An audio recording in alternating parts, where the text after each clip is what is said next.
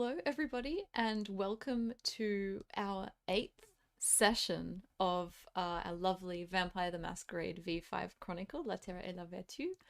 I am super duper excited to be back this week for a new session and to continue the story, which has started to really amp up and take a bit of a new trajectory over the past session as things start to become a little bit more real, the stakes a little bit higher. I am Beck. I will be your storyteller for this evening's session. And before we begin, we'll get our lovely group members to introduce themselves and let us know who you will be playing for this evening. Hi, I'm Adam. I will be playing Remy, your Sabbat Malkavian. I'm Jack. I will be playing Madame la Comtesse de Visage, the Camarilla Toreador. And hi, I am Syrinx. I will be playing Mayel Gadieu, the Gangrel Anarch. Lovely. Where we left off at the end of last session, the true colours, shall we say, of our kindred have started to shine through, and we've begun to get a bit of a glimpse into their pasts and the ways in which they used to work together back when they were part of a Voldery together.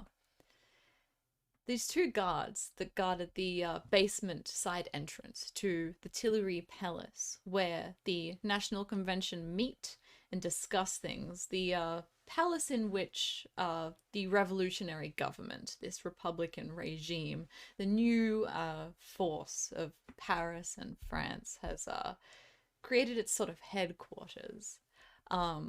We have seen Lucretia slaughter with ease, with startling, terrifying ease with her celerity, these two guards standing by the door. And Mael, you employing the sort of I guess ultra-violent use of this visceral absorption ability, this intensely kind of bloody Sabbat ritual, wherein these bodies have literally been absorbed into your body, leaving not a speck of blood behind. The area is perhaps even cleaner than what it was before you engaged in this act of violence, so to speak. And Remy, you observe this in a way that reminds you probably very strongly of the way that these two used to work together when they were aligned with you more closely. We see a little bit of this shining through now. There is nobody around at all in this sort of massive courtyard area. It is rather late at night. You know that Sebastian and Eleanor are around the front of the Tuileries, keeping a watch on things going on there. You find yourself alone with this door in front of you. This sort of grand iron door that leads sort of down some steps into the under chambers beneath the ground floor of the Tuileries. We just entered, right? Yeah. I think I'd probably have Remy near the front, because if we're engaging in Sabbat stuff and also La Sombra, possibly, we need to make sure that they're on Sensei. Yes. Yeah. Boop. Which I'll be activating. Yeah, certainly. Yeah. It Always. is free to activate. And for the moment, you sort of notice, all three of you, that there is basically a kind of tunnel, essentially, this kind of pathway leading sort of far off into the distance that seems to get darker and darker and darker as it goes on. There are two torches, like gaslight flaming sort of lantern-esque torches that are to either side of you. There seems to be another couple further on down this corridor, but then it sort of fades off into darkness the further down you go. You can sort of see various kind of pathways leading across either which way and such. But aside from that, it's very bare. None of the sort of very deliberate Ancien Regime opulence that you see within the Tuileries, sort of above ground. These passages are more practically built, seem to be more access ways and things. Perhaps they were built for servants and such in Paris during the reign of Louis XIV or something like this.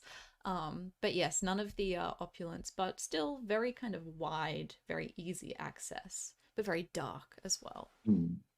The gas lanterns, can one be pulled from the wall? With ease, they're just sort of hooked on, so you can grab one. Okay, perfect. I Mhm. pull one off and I hand it to Lucretia and say, like, if anyone can get away with taking one of those with them because they can't see otherwise, it's you. Thank you very much. Very kind. And after that, when you turn around, I will activate Unseen Passage. Certainly. A rouse check, please. Yes. Is my fleetness still active? When did you activate it last session? It was when It was you like arrived. just as we got in. Yep. Then it's still the same scene, so absolutely. Cool. Mhm. So there are these like offshoot hallways, Yeah, right? yeah, that's right. Cool. All of them look very similar to one another. Cool. I have one success, so I remain at 0 hunger, and I will basically trail behind the two. Yeah, perfect. With the light, imagine. Yes. Oh no, Lucretia has the light, sorry.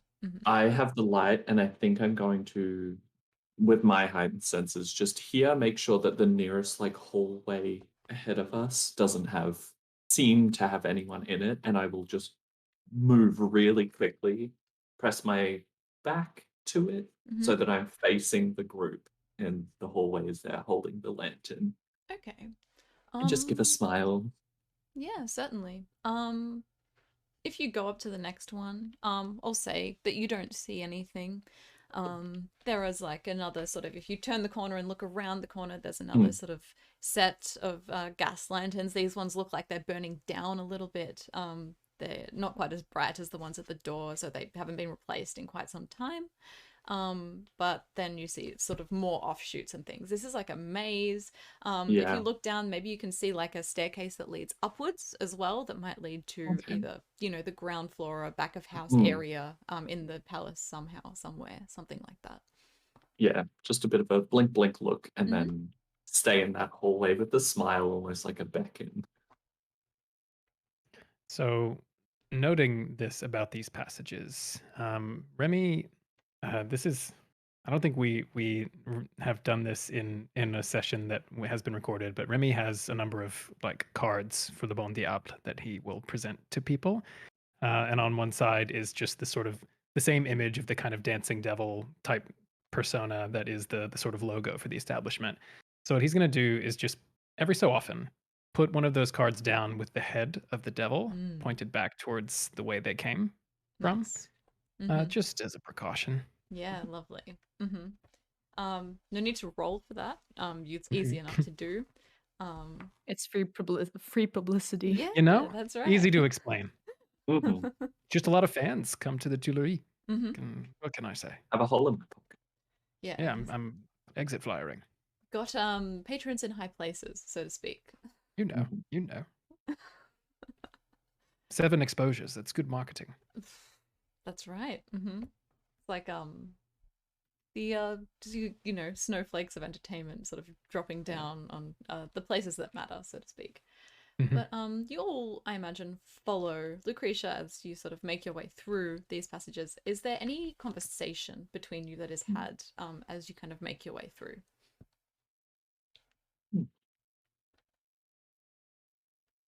I know that Mael can't speak loudly in any case.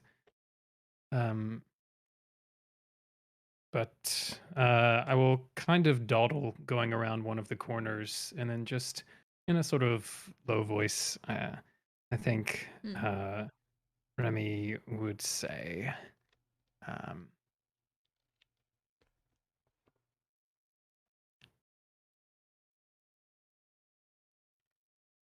I understand something of what you are going through.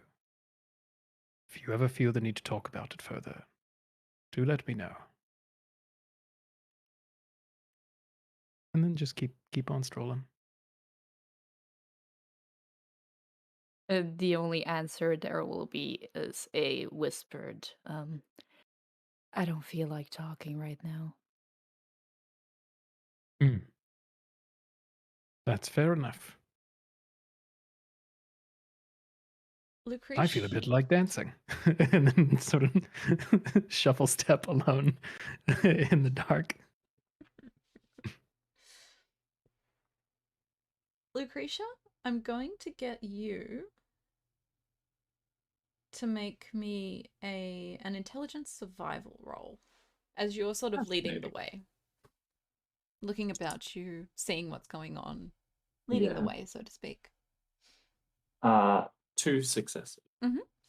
Um, with 2 successes, you are able to discern the way in which this sort of light and dark seem to interplay within these corridors and such. Artistically, of course. That's right, exactly. It's a kind of perfect dichotomy, as though the building or the space before you seems to kind of split into 2 parts, so to speak. This kind of perfect ratio wherein if you follow the sort of trajectory of one side, it sort of you kind of realize leads towards the front of the building. The light seems to be more intense. The lanterns are better lit and things like that. But towards the back of the artillery sort of estate, I would say, the lanterns wane. They seem to flicker in and out of focus, and the passages that way are darker as well. Got it. Remy, I'm going to get you to make just a wits awareness as you walk along, dance along, perhaps, following Lucretia's lead. Okay. Yeah, I Should this think be informed by Sense the Unseen or just a regular wits awareness? I actually will get you to add your auspex to this roll, Okay. I think.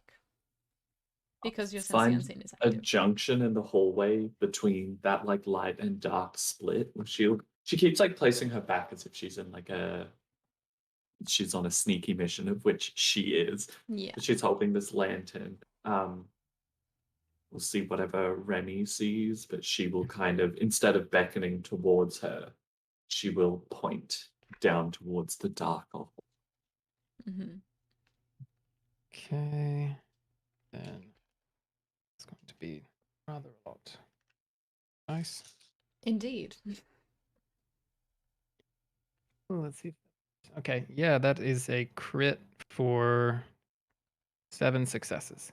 Messy Whoa. or regular crit? Not messy Okay. With this a time. critical success,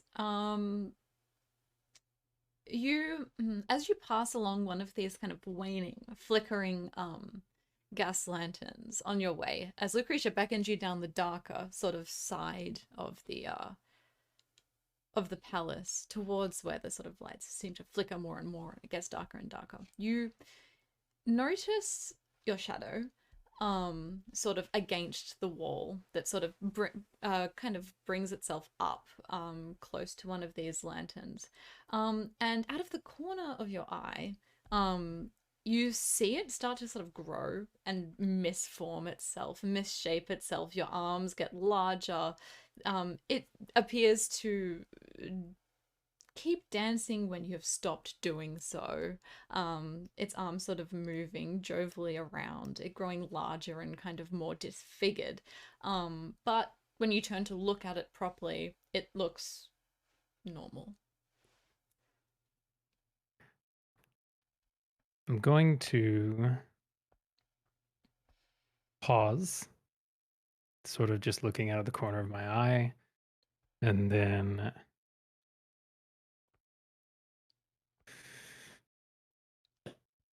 just going to continue walking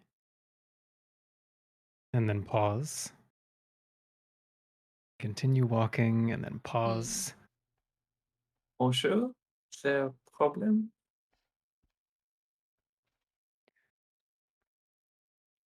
I think Perhaps I must be dreaming. Oh, how fortunate. But we have something to do. She does a very flourished point. Hmm. I believe you are needed to be the face of said thing. No, no. No, I don't think so. I think at the end of the day, I am to be its shadow. Who's there? And then I'm going to dance around back the direction where we were coming from. Normal. There's still the Hmm. flickering of Yeah. these waning lanterns. Can I Your hear voice any? echoes through the corridor. Even with heightened senses, Lucretia, there is not a sound. Yeah. I think I must have offended them. Please, let us all behave as though we are unobserved.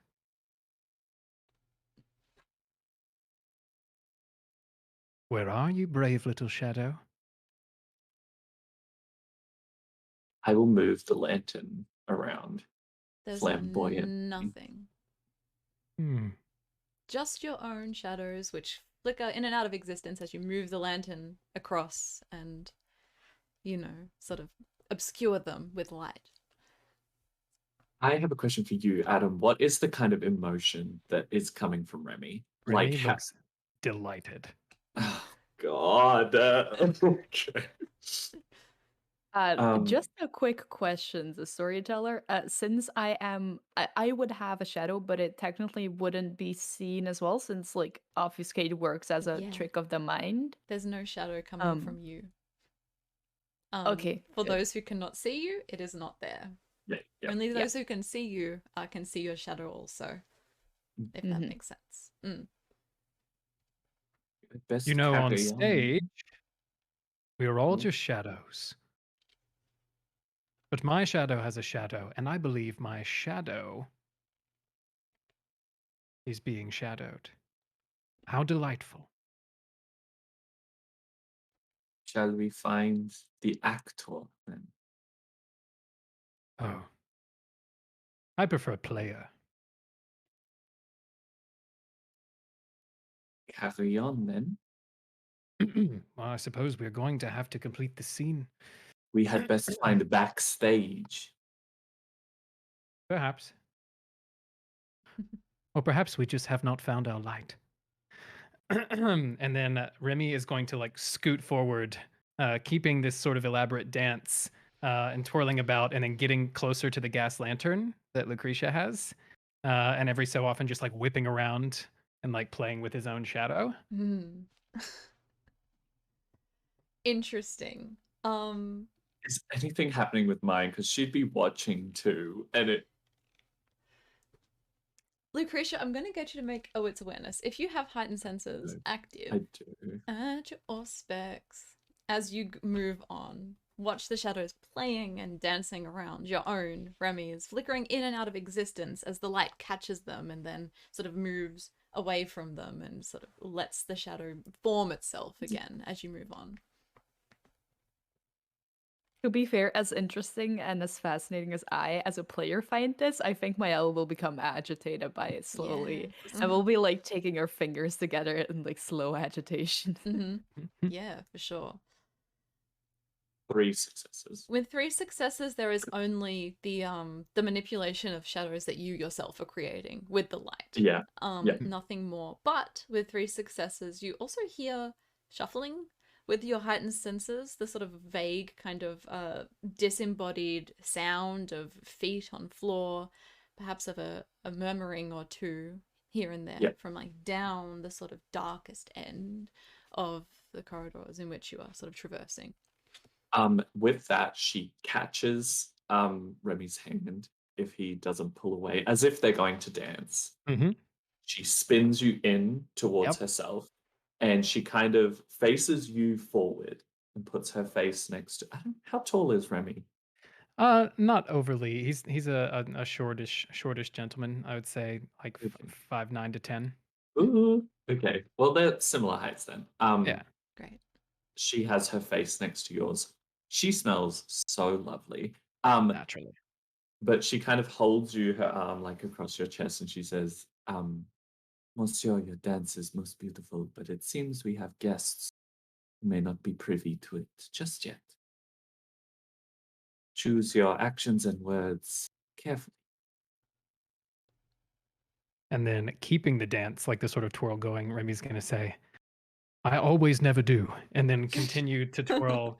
Yeah. And She'll then let you go. yeah, She'll coil you forward so that she can fall back a bit. Actually, she will deliberately slip the lantern into your hand so that Yeah. she's not holding. and then continuing forward, Remy's going to quite loudly just be saying, "You know, it's dangerous to follow the bobbing light through the woods. One must be careful. Sometimes the shadows of shadows have shadows themselves. Yes, I believe I've done my math." I'm gonna try to now hide so that Remy confront this Yeah, gorgeous play. as you make your way through saying these things, you find yourself entering finally away from all of these crisscrossing passageways, grid sort of thing, into a very, very dark chamber. The light that you hold carries a little bit of light, but it is a small kind of sphere that seems to fade into obscurity very, very quickly. Remy, your sense the unseen, you make another wits, actually make an intelligence awareness as you step into this room.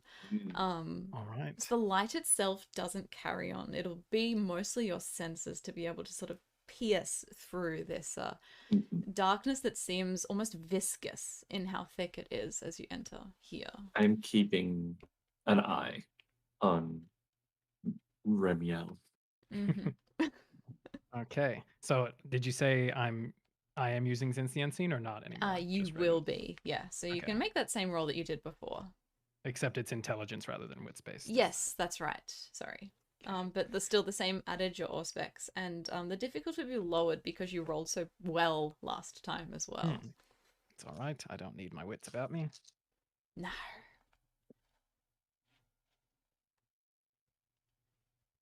That is 6 successes. Ooh, rolling very, very well. With this, Mael, do you have any abilities that allow you to see in the dark, or is it actually do you have Oh, Eyes of the Beast. I have Eyes of the Beast? I have Eyes of the Beast, but I don't think that would break obfuscate I don't since think it's not so. interacting with any No. physical. No, it's yourself. It's not like you're not Yeah, projecting your disciplines onto other people. Yeah. So I think I will activate my 2 flashlights. Which can't actually be seen, which is good. Yes, at the moment, yeah. Just 2 glowing lights in the air. Yeah. So, Mael, you see this without having to check anything because your Eyes of the Beast pierce through supernatural darkness, as they are. But Remy, you also see this with 6 successes too. Well, let's see more kind of sense in a more disembodied kind of way, I would say. Aura kind of way. Yeah, that's right. Your kind of sense for the space seems to creep up through the darkness, kind of pushing against it, up the walls and such. You can't see this, Lucretia, you definitely can't. But there are many, many people in here. Oh. Maybe 50 or 60 people in this large space that are completely sort of silent themselves. They stand very still. They watch with eyes that are kind of hooded, lidded, like sort of unfeeling, apathetic in a way. All looking at you, the 3 of you. from the sides of this room where they are enveloped in this sort of inky darkness. And on the far side of the room, there is a kind of, I can only describe it as a kind of, almost looks like something has tried to reach out of the wall and create this, black hole that almost looks like a sort of vortexy type of thing. You can feel this strange energy emanating from it, almost trying to pull you in, but not quite. You don't know exactly what it is, but it's like these sort of tendrily dark fingers are kind of reaching out from it, grasping onto the wall, and there is just blackness inside. There is blackness around the room, but this blackness itself seems to put it to shame. It's almost like the room is illuminated in beautiful bright light in comparison to whatever it is that seems to be reaching out. It's just this kind of hole that almost looks like it's trying to rip the wall into two, the far wall. And standing just in front of this is a young woman who looks to be about maybe 19 or 20 years old, dressed in sort of, I would say almost like menswear, like bourgeois, black and white, a kind of cravat loosely tied around her neck, and is just standing there, smiling at you, at all three of you. Mael, you see the same thing as well. Now, as you enter this space, I'm going to get the three of you to roll composure resolve for me, please. Also, do I ever get the feeling that she's actually looking at me? You can make a wits obfuscate roll. All right. It's 2 successes for me. Mm-hmm. I'm actually gonna spend a willpower and go for a crit. Yeah, certainly. Don't get a crit, but I do get 4 successes. Ooh, nice. That never works. Really chasing that clan compulsion. Hey. The show must go on. Mm-hmm. How many successes on the obfuscate roll? On the obfuscate roll, I have 5 successes. Mm-hmm. Normal. And it was resolve composure, right? Yes, that's right. Yeah. I have a 7 critical, normal critical. Ooh, nice. Very, very good. She's so composed. Mm-hmm. Lucretia? Unbothered. I got 4 Okay. successes. Great. Remy, you're the only one that feels this, and this is rather unfortunate for you. The actually all three of you feel it. This kind of tug at your being as soon as you enter this space, as though these strange hands that seem to be gripping from the walls form inside of your very self and try to pull something out of you. Lucretia, Mael, you feel this strange kind of empty presence inside of you. You manage to steel yourself, buckle down, and expel it. Remy, on the other hand, perhaps it's the joviality of this situation, the way that you've embraced it, or perhaps the strange... Hold on. Wait, sorry. I'm so sorry to interrupt. Didn't Remy also get 4? Oh, did Yeah. you? Sorry, I thought you got Yeah. 2. My I apologies. did, and then I spent a And willpower. then Yeah, got yeah, up yeah, there. yeah, sort of yeah, both yeah. at 4. Okay, so you feel the same thing as well. Yeah, yeah. I was withholding judgment because I was like, Remy might do what you're about to describe him doing. Yeah, I was No, like, no, no. maybe it's because you're holding a light and they're just like, No, that's fine. So that it's more of a systematic thing, so that's okay. Sure. Yeah, It would gotcha. happen to you, you wouldn't do anything. So Gotcha. yeah. You all feel this presence kind of gnaw at you, and you manage to kind of buckle down, swallow whatever it is that it's trying to take from you in this situation, and expel it before it can do so. This young woman, dressed in the bourgeois garb, actually steps forward as all three of you enter. Smile on her face, bows to all three of you. Very slowly, she moves very slowly, she bows, so she has all the time in the world, and says, good evening. I cannot say that I was expecting any visitors tonight. It seems you have quite a few. Huh. Can I see and hear her? Yes, you can. I can. This isn't a Okay. Stygian shroud. Right. Okay. Not visitors. This is my family. You, on the other hand, I've never had the pleasure of meeting. Oh. No, that's true. You are much closer to your family than I am to mine. My name is Remy. And yours?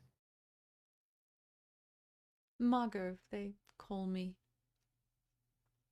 I suppose I've had quite a bit of time to rekindle and reestablish and hold on to family ties. It's Ties. How ties, delightful. Of course. I must say that I have heard your name before. Remy, I believe. Well, any publicity is good publicity. I have heard of your theatre.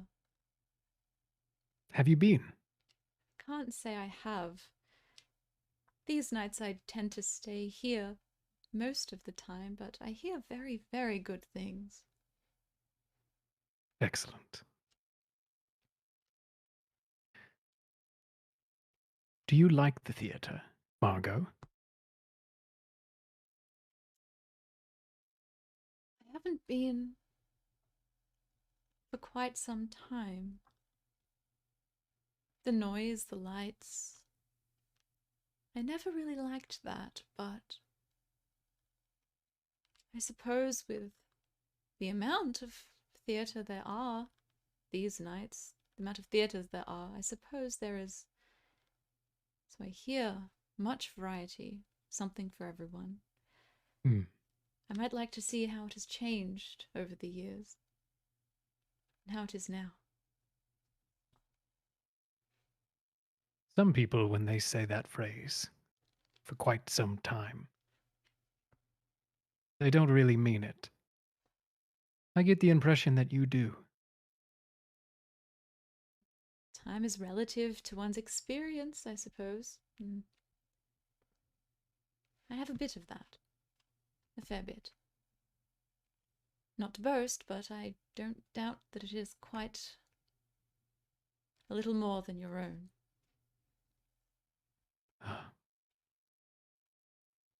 Well, perhaps we can all learn something. I'm going to look around at the sort of other creatures that are around here. Mm. Are these other kindred from what I can tell? Do they give that vibe, or does it smell like dinner in here? It definitely doesn't smell like dinner. Okay. I will get you to make wits investigation for this.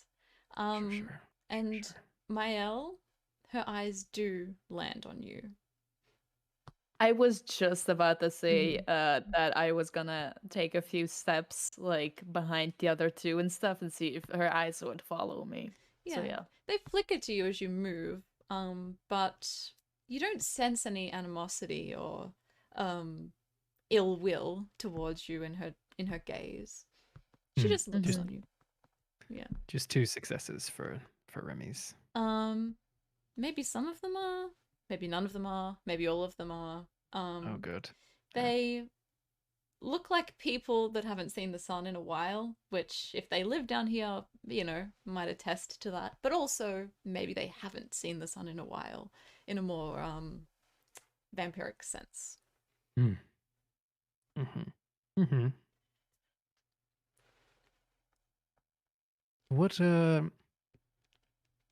What sort of rite or ceremony or play are you putting on here, Margot, if I may ask? A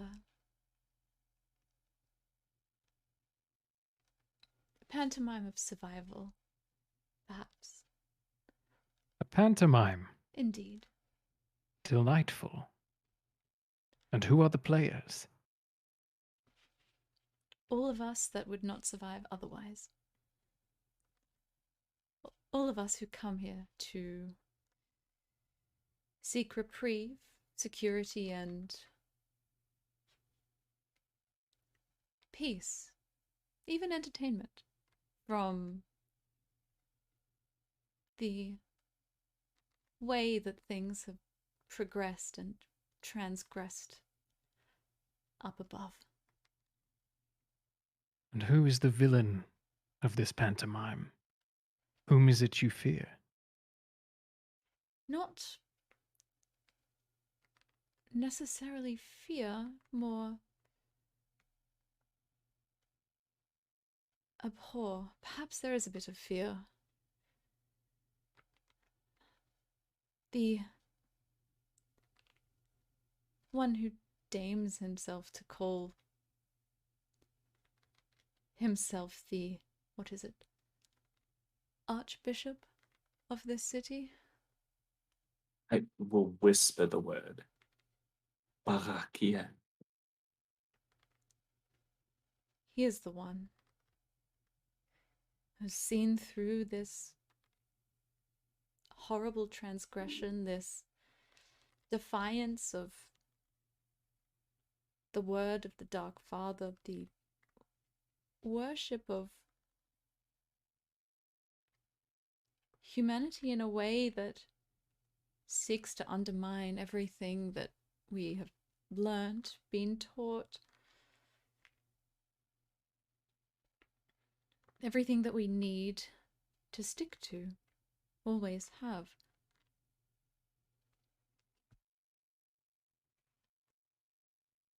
It's sad to bear witness to what his hand in this city has done to it. The way that we have fallen because of it. You speak on these beliefs that you hold and the beliefs that Barakiel holds and how they clash. They do. They clash because what he has done has doomed his sect to heresy, whether or not he says so. In his support of Robespierre. Indeed. And it has brought all of this Sabbat away from the Dark Father.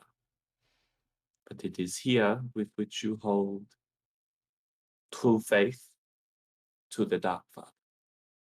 Correct. You seem to have a sound understanding of the beliefs which should, at least, hold us together. When I meet people of weak faith and belief, I often rail against them.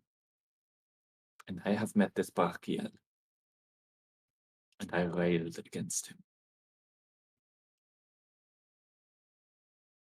What did he have to say? What is most important is what your true beliefs are. My friend here, Remy, has a strong love of the Dark Father as well. If you can perhaps pass in his belief. Remy, at hearing his name, will like jolt. And he's been staring single-mindedly at that dark opening into the void, just like unmoving. And then we'll kind of snap back. Yeah. Perhaps the two of you should discuss this belief to see how well they align with each other. To see if this Sabbat is able to be healed of its transgressions, as you say. At this point, Mael is starting to pace behind the other two. Mhm. Not saying anything, but she's starting to pace. If only anyone could see. Someone can. Do you know, it is said, quite falsely, of the greatest playwrights of an age, that they wrote their lines without a single blotted letter. Silliness. That's impossible. Indeed. And then I'm gonna look back at this sort of inky blackness on the wall there. What is the error you wish to correct? The error I wish to correct is that of a tainted heresy in which the words of our elders, who were directly connected to the word of our Dark Father, have indeed in the past truly proclaimed our role in establishing and maintaining our position above the herd, above the children of Seth, wherein we live alongside them, above them even, as overseers. Now, Brachial, Robespierre, they do that, but death is a sacred thing, and it is not to be abused or mishandled or indulged upon. Death is to be revered as an act of the cycle, one in which we have progressed above because of the gift of Cain, and one in which we have, therefore, the divine right to oversee and maintain and not abuse.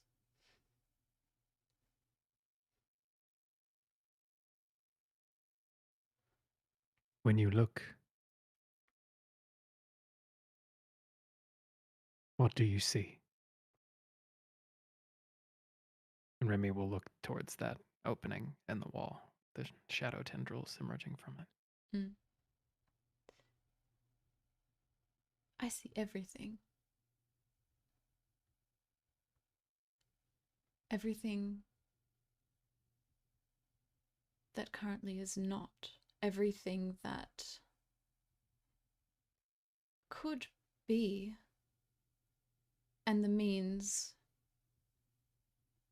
to change everything that is not into everything that could be.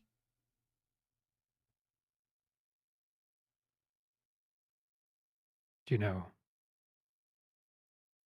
they say that a dream is death's second self. I think you've given me a gift.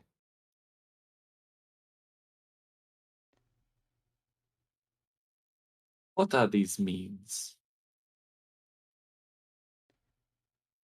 The means are subtlety, cooperation between the children of Cain, the cross. Brachial, I have known. Actually, can I just check? Is she, because that That's too coincidental. Can I see if she is trying to swindle us or something? You can make a Figure wits out, insight like, check. yeah. And I have desires as a specialty in that. I just want to figure out, like, what is she being genuine with Yeah. this? Certainly. Wits insight, you said? Yes. Another interjectory moment for me to show my Elsa education. She's Yay! starting to clench her fists and only half listening to this woman anymore. Mm-hmm. Oh, hell yeah. That's 4 successes. 4 successes. Mhm. She is being honest about Mhm. her desire for all of the children of Cain to work together in this regard. Mhm. But In the same way that all Sabat talk about all Cain working together. not necessarily. Perhaps working together in her own way. Yeah, understandably so. All right, Mhm. cool. The means are subtlety. Working together. Brachio claims to be, I've known him for many, many years, some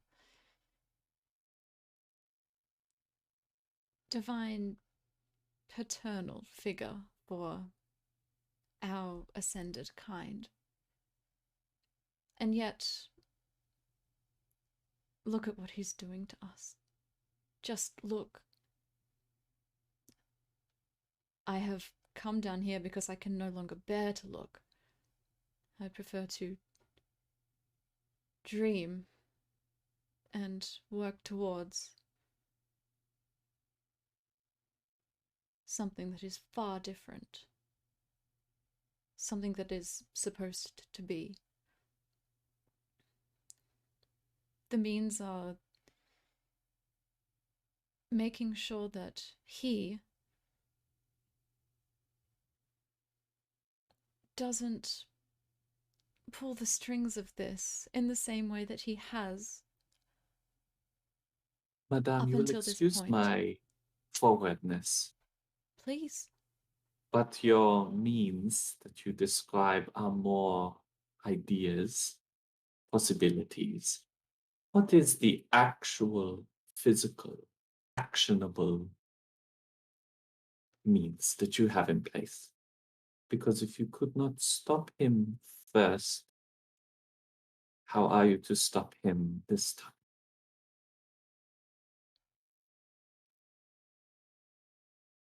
With my family, with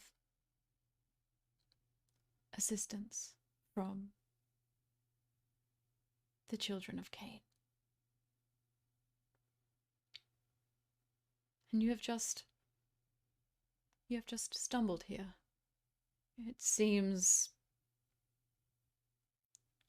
fated, or at least more than just a coincidence. I don't imagine many people find their way down here without means. The answer as to why we are here is subtlety. Wielded against you, however.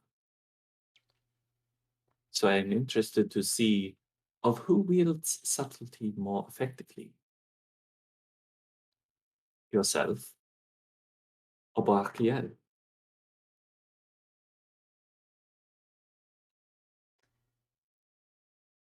Are you saying you prefer to stand and watch as the game of fate is played around you, Madame? I am the queen on the board, being wielded, but my color is yet to be decided. I am a faint gray. At the current moment, I could be painted white or black.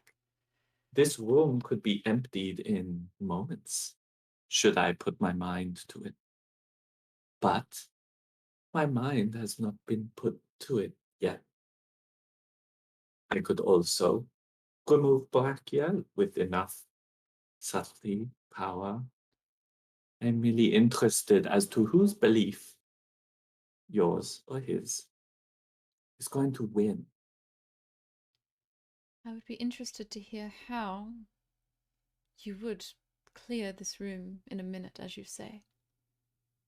Seems we are in a very similar situation, as I'm interested to hear how you are going to turn the tables against the Sabbat.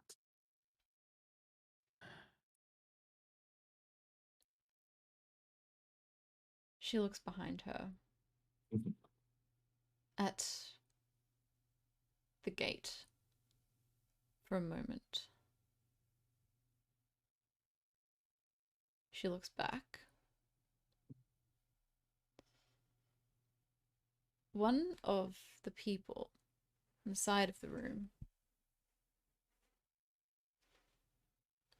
walk up, stand next to her.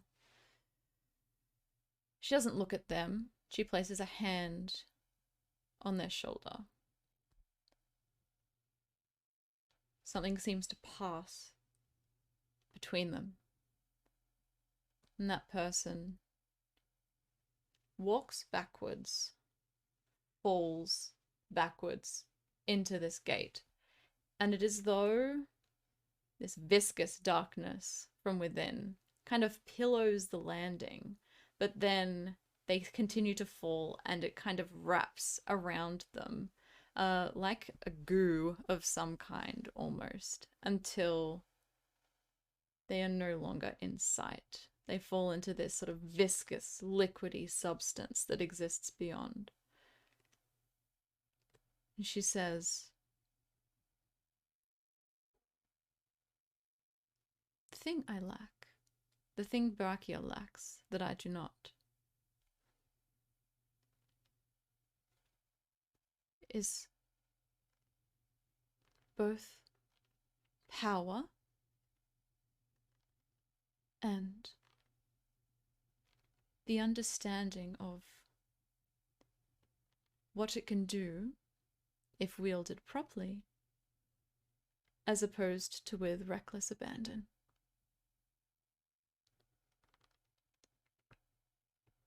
Okay, With elegance, as opposed to recklessness. she's just gonna look at Remy. She's trying to read his, because he's on the front lines of the Kane fan club, so he's Mhm. really trying to read that. Remy is almost involuntarily stepping forward towards that God. wall, especially when the person goes through it. Mm-hmm. Like he is enraptured by what's happening there. What are And you then wearing, very quickly? Remy, Are you wearing a jacket? Is there a belt? Because I would love to just like put a finger under the loop of your belt and just tug you backwards. yeah, he would have a belt and like a jacket with tails. Like you could easily get a hand around the tails. Yeah, and it's pull the just belt a back. reach out and a pull, and as you Mhm. get like a little bit closer, there's a clear like, probably in the past tons of times, it's been this position of her doing a side eye look at you of like, what is the move? I think as you're doing that, Lucretia, you'll hear a whisper from behind you. That's very clearly a growled whisper that just says, "Decide, Lucretia."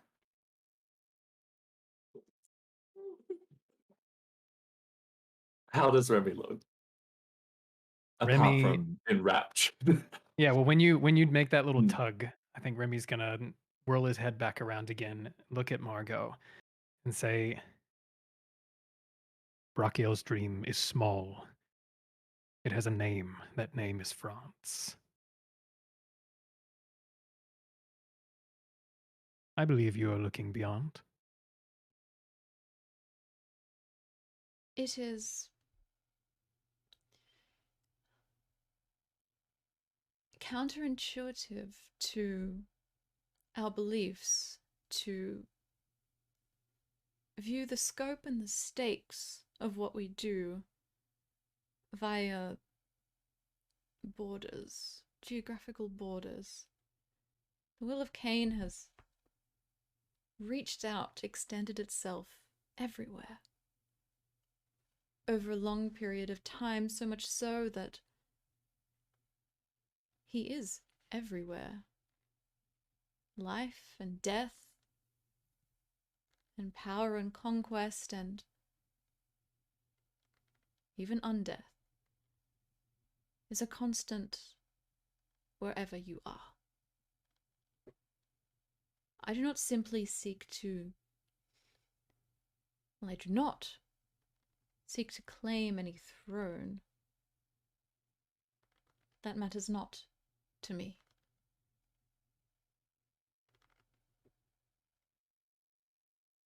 What's the position of Archbishop called you? Position of such words of rank, of hierarchy based upon those of mortal institutions. If you want to call it that, call it that. Will you be the leader?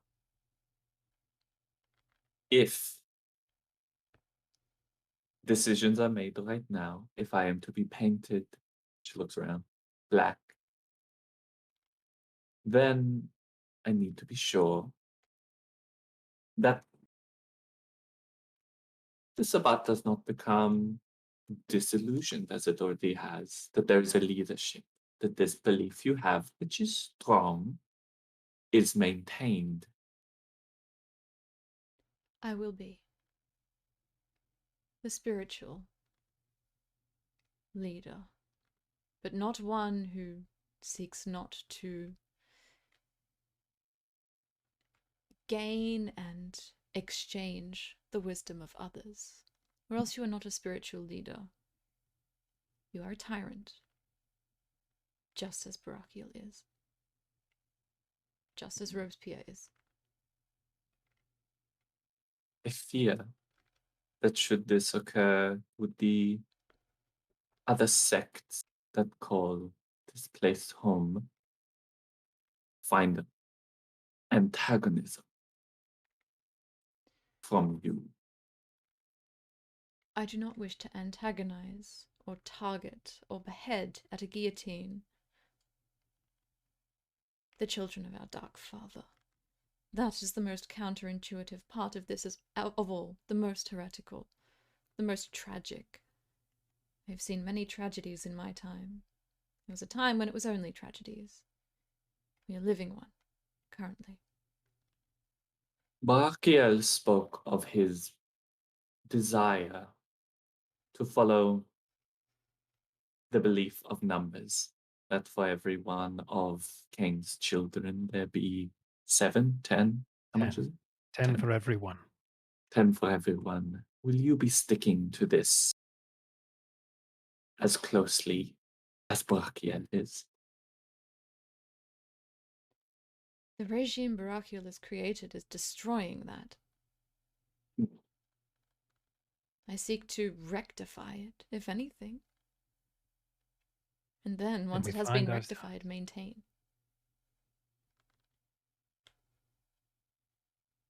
I believe we find ourselves in a hall of mirrors, even without any light to shine on them. It seems you wish for our lead, Monsieur Robespierre, to die in the 5th act. Well then, would it surprise you to know that the prologue given by Barakiel requested just such a thing? A strange unity, this tragedy, wouldn't you say? I would say I was surprised, but not entirely so. He wants Robespierre gone. Perhaps it is for reasons as pure as my own. He's realized he has made an error and wishes to rectify his error. which is admirable, of course, but may I ask, all three of you, this time she does nod towards you, Mael, her eyes tracing your pacing for a moment. She gets a sideways glance, but What do you make of Archbishop Brachiel? Before I answer your question, I will ask you one. Only If fair. you become this spiritual leader, if you wish to be the pack priest of the entire Sabbath, I like that much better, yes. why not simply convert, redeem Brachiel?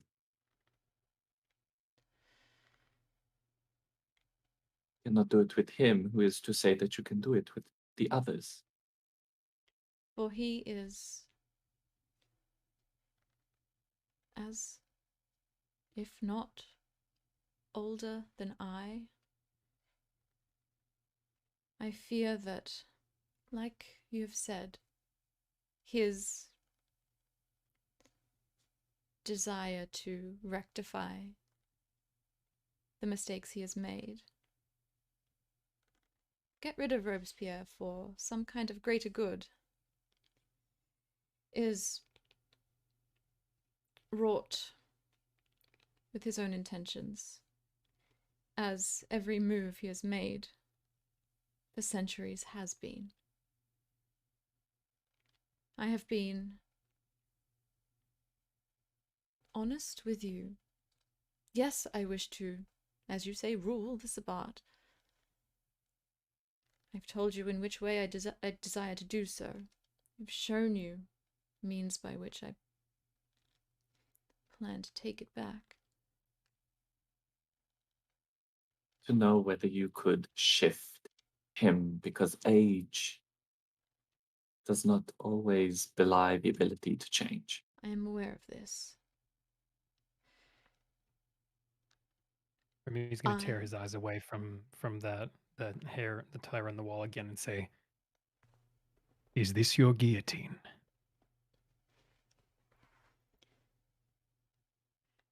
It is not a guillotine. It is a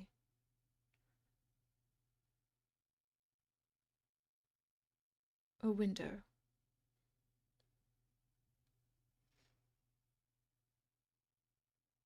That shows the truth. And those who enter it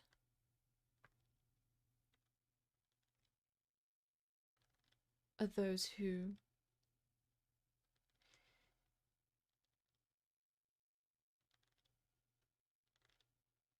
seek to see the truth. It is not permanent for our kind. It is only a stage of learning. It is not decapitation, it is a pilgrimage.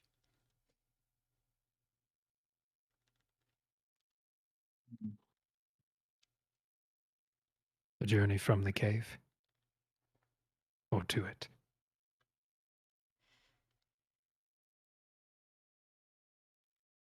An ancient cave,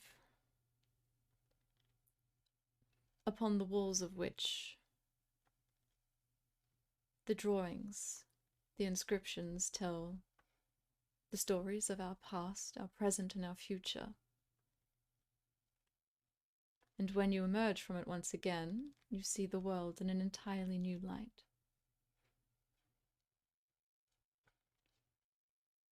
How long is this pilgrimage?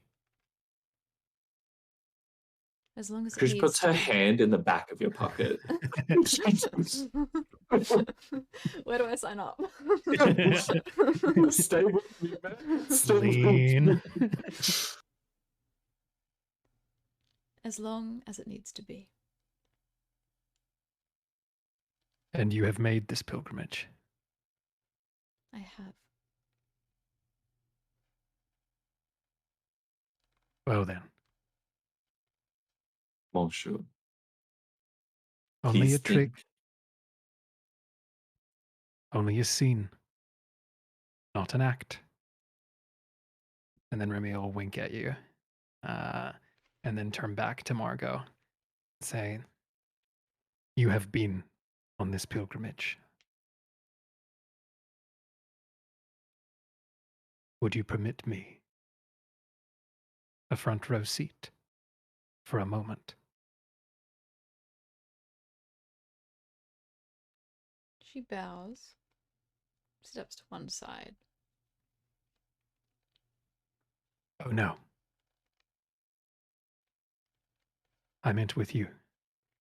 And then Remy's going to step forward towards Margot and kind of sustain eye contact. Mm-hmm. She probably looks down on you. She's quite tall.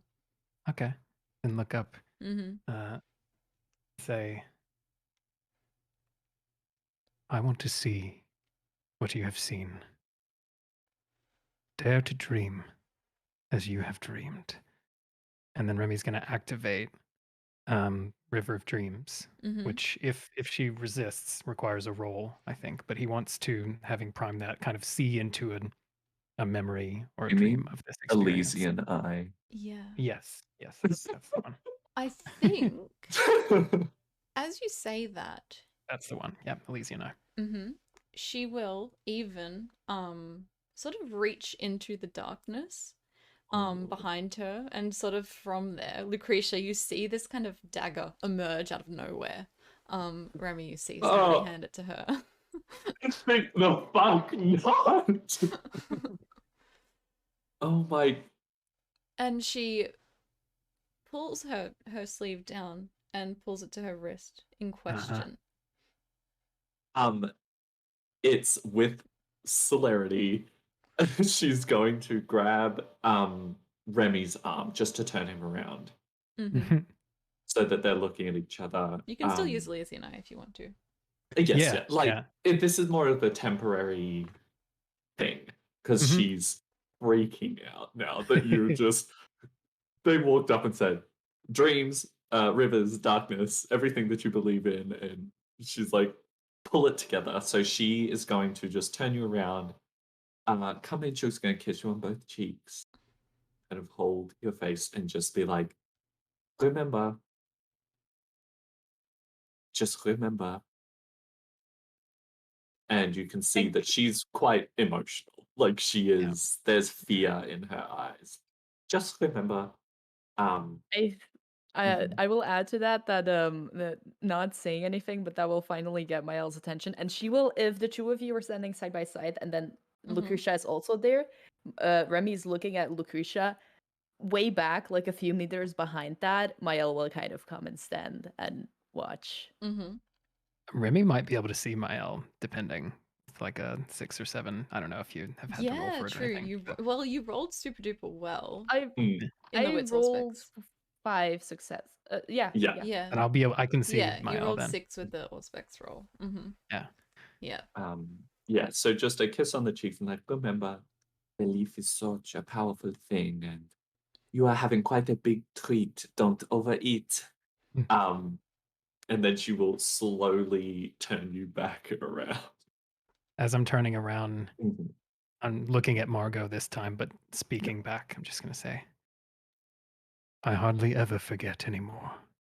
And then I want to activate Elysian Eye, which if Margot is permitting this to happen, Yeah, I think yeah. is a regular roll. If it's an unconsenting vampire, then I need to spend a willpower as well. You don't Apparently, need to make spend the a roll. willpower, as Okay. she is inviting you to do this and more if you desire to. So Yeah. What dagger I see before me. I'm gonna mute myself. I'm freaking out. So you don't need to Okay. make a roll because there's no contested thing here. Okay. Cool. You see, I think, a sort of very abstract string of imagery here. Probably the main thing that you witness is this kind of this scene. Perhaps it's Paris, perhaps it's another city. It's hard to tell. It's sort of you're zoomed out as though you're standing on top of a very tall building overlooking the skyline of this urban scape that just reaches out into the distance. Some buildings tall, some buildings short. Beyond the sort of buildings off to one side, there is a sea. Completely calm, still sea. And there's no noise at all. It's completely silent. And you are looking through her eyes. It's daytime. It's high noon. Everything is beautifully sunny. The height of a summer's day. The way that you don't get to experience anymore. This kind of summery pleasure, so to speak. And as you look on this still picture of a city that seems at once old and new and familiar and extraordinarily foreign as well, as the sea, the far distance, begins to turn from the blue of the sky, darkens slowly until it is this deep, rich navy color, darker than the sea should be, until it turns completely dark. And the sky follows, therefore. It's almost as though somebody's flicked a speck of ink. Perhaps it's proof that nobody writes anything without creating a few blotches here and there.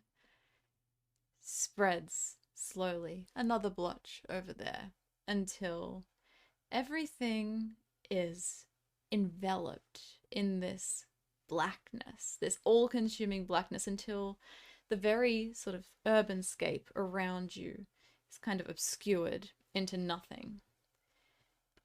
And as you feel yourself become sort of disembodied from the ground beneath your feet, you feel as though you're floating. This kind of sensory deprivation that you feel, that she feels, is where voices begin to emerge from below you, it sounds like. Revering voices, voices of joy, voices of life, voices of happiness and ardor, and also voices of grieving, of death, of power, of powerlessness. And you sort of hover above all of this. Nobody looks up, or nobody seems to speak up towards you. All of these voices are completely involved in whatever's going on down there. It's not something that you can see, but it's something that you can feel. You can feel the life and the death and the sort of circle of mankind existing in this space below you. And as you experience this, there is a sense of warmth, of stability, of security, as this kind of plethora of resonance of life sort of seems to seep into you through the kind of viscous, liquidified darkness that separates the people below from where you float above them. And it is through this separation between the both of you and the way that you can stand above and observe all of them is where you experience that life and that death and become, in a sense, an overseer of it, not a referee, but a scholar of it, I would say. All-knowing and at once privy to every single conversation that is being had. As you would imagine, discourse about God to feel. All-seeing, and yet all empathetic. And that's when you come out of this.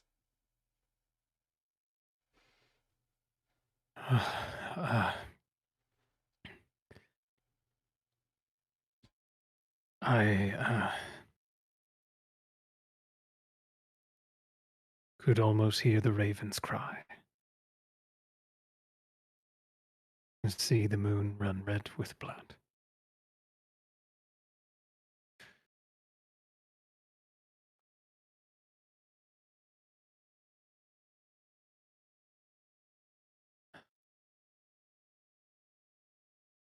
I am comforted by a purity of vision.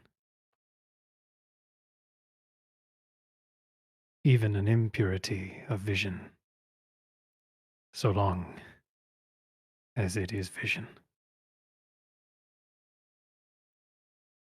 I do not guide myself helplessly. That is the definition of futility.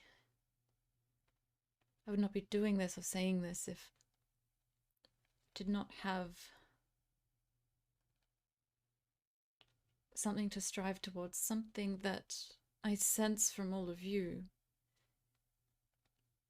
Too. She looks towards you, Lucretia, your discourse of belief.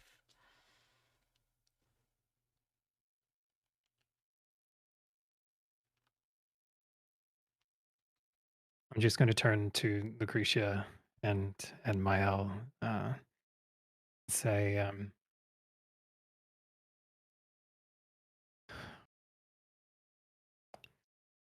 It's like looking around you. She's like doing it very subtly. She's holding herself with great poise, but she's like,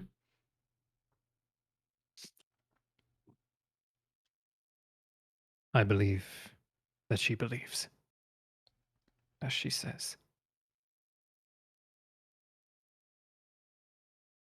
she's going to just like cup your chin and be like, "This is your sect, Remy. What shall we do?" Well, Margot, how eager is your family to bring your dream to that black sun of night? She gestures behind her, referring implicitly to the one who has just embarked on their own pilgrimage before you.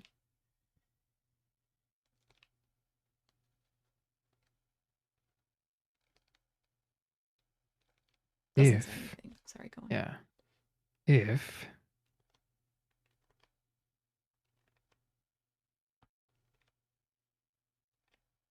If your family can be called upon just 2 nights from now, we can blot out those hastily written lines that the past few years have scribbled in the margins at our France.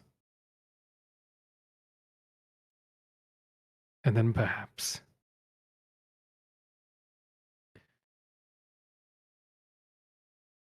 then it will be a clean page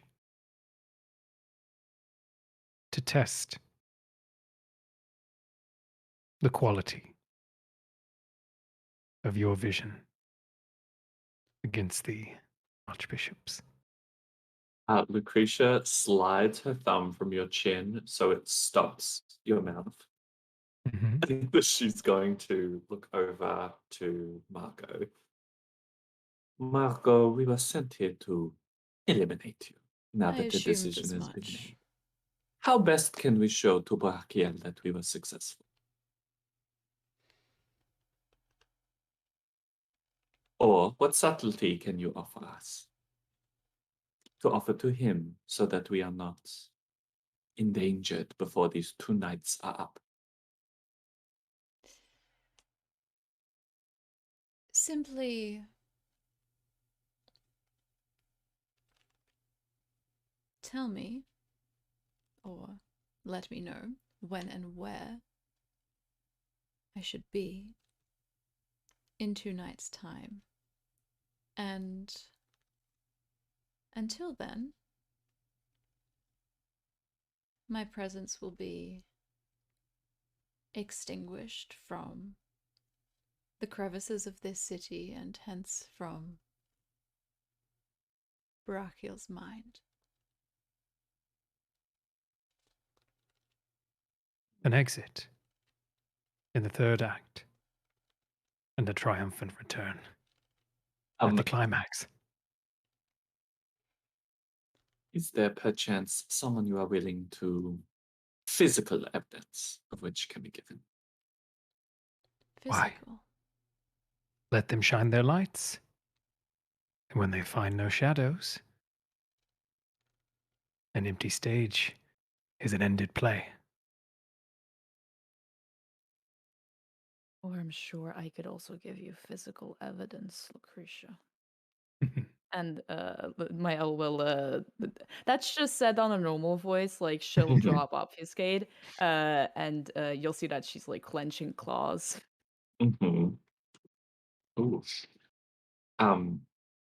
She'll release your chin after giving a very a look over your face very slowly of making sure that you're okay before releasing it. Well, it seems then that the location will be, oh god, do we know the location? Robespierre will be giving his address upstairs in the Tuileries. It's going to be at the, yeah, I thought so. It will be here on that night. You will hear the whispers, you will hear the voices, and you will know.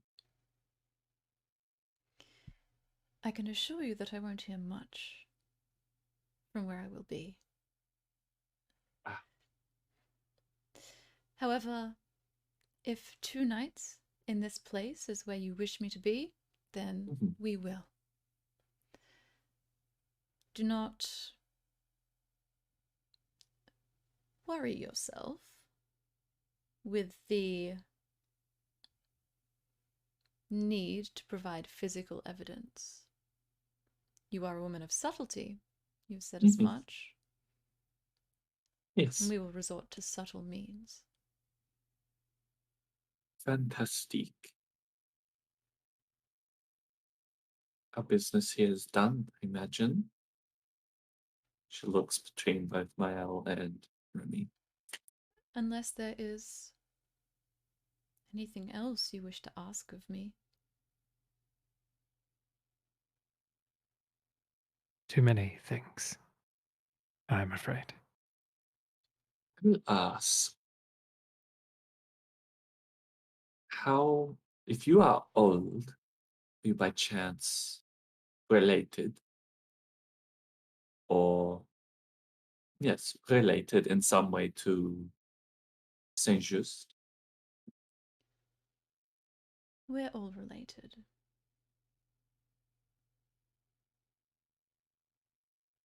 How well tied are you to the Sabbat and its people? Do you know their childer?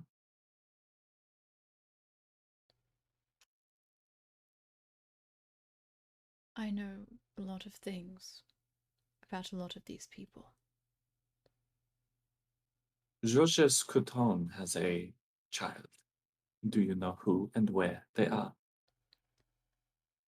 I do not know his name, but I know Monsieur Couton keeps this lad very close scrutiny to his own house.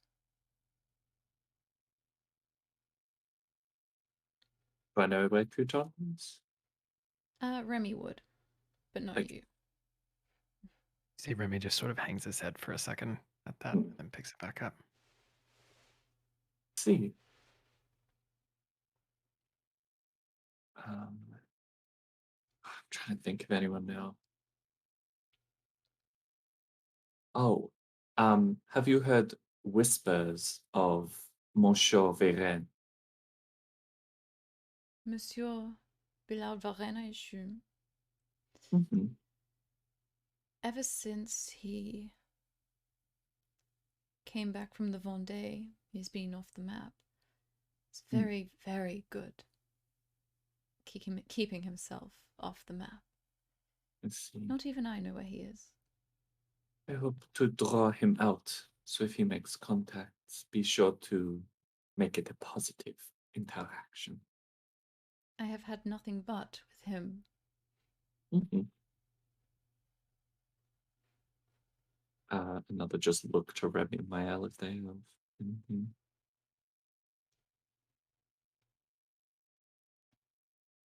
I look forward to our next acquaintance. As do I. A little curtsy. As you all leave, Mm-hmm. Mael, I'm going to get you to roll intelligence resolve for me. Mm-hmm.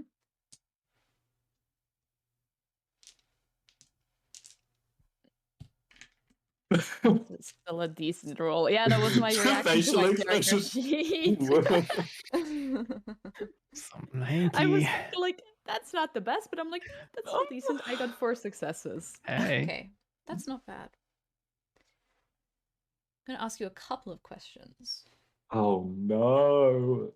Take a Firstly, look. what is your current emotional state? Interestingly. Hmm.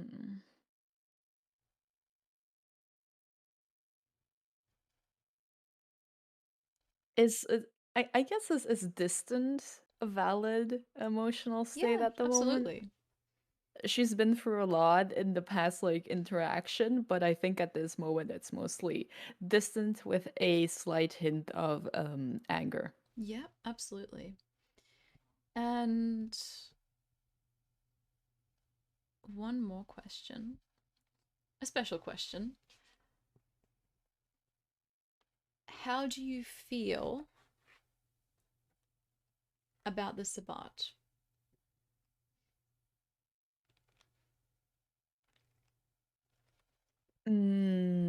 At this, like what she would feel at this moment about it? Yeah. Well, how does she feel about it? What's her opinion on the Sabbat? What they teach, what they preach, what they do, how they do it? Just in general. Um,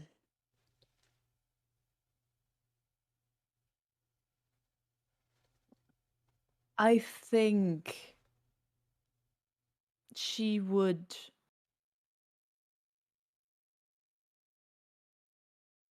in the slight moments that especially during this interaction she wasn't really paying attention, but I think the main thing for Mael with regards to the Sabbat is that she does not agree with the whole we are superior above the kind and stuff like that. Mm-hmm.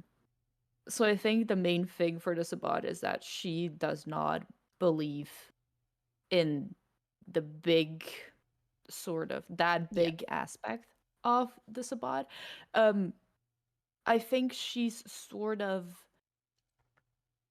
neutral or dismissive about the whole Cain and the Black Father kind of aspect, because she's just like, I honestly don't believe in that. Mm-hmm.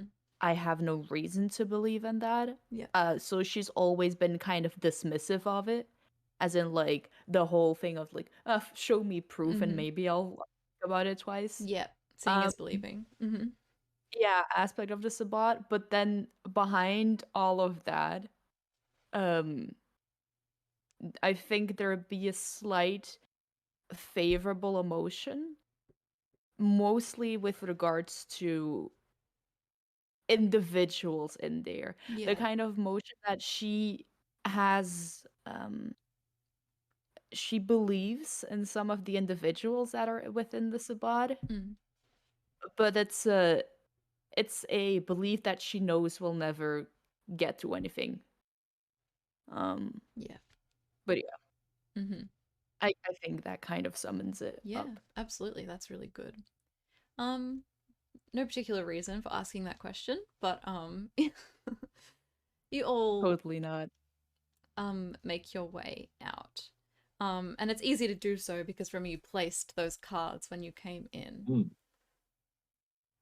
Well acquainted with labyrinths. Yeah. Both metaphorical and tangible, I imagine. You all quickly traverse the path you used to come there and make your way back outside the Tuileries Palace. You're still alone. The night is starting to wane on. It's almost sunrise at this point. You have a moment to yourself. It was quite the roller coaster, really. Ups and downs, very much so. Yes. Yes. Rising to such great heights. Are you okay? This was very scary. It was like they were offering you everything you wanted to hear. It's fine that we made a deal, but gosh. Are you fine, Remy? I'm much better than fine. Perhaps. Great, then I am done with conversation here. If you'll excuse me, I will find you tomorrow night. Very well. I don't feel like sitting around and waiting anymore. Au revoir. Bon Wish chance. me pleasant hunting. Yes, hunt well. Maya will scoot off. Certainly. I imagine she's going to drop by her haven. Or where is she going? I imagine that in the minutes, when I talk about hunting, she mainly wants to roam around the city, and Okay. she's not hunting for a human. She's trying to desperately, in some way, pick up traces of maybe your sire, knowing that it is a sane person at this moment would know that that is to no avail. But she's not thinking about that at the moment. She will drop by the haven. I think before she does. No. Thinking about it logically, she would want to at least do something useful before checking up on her useless little brother. So she will scout around the city a bit, visit her haven, and then she's not gonna crash there, but she's gonna crash somewhere else for the day. Okay. I'm gonna get you to make a wit survival roll for me as you roam around for a little bit. All right.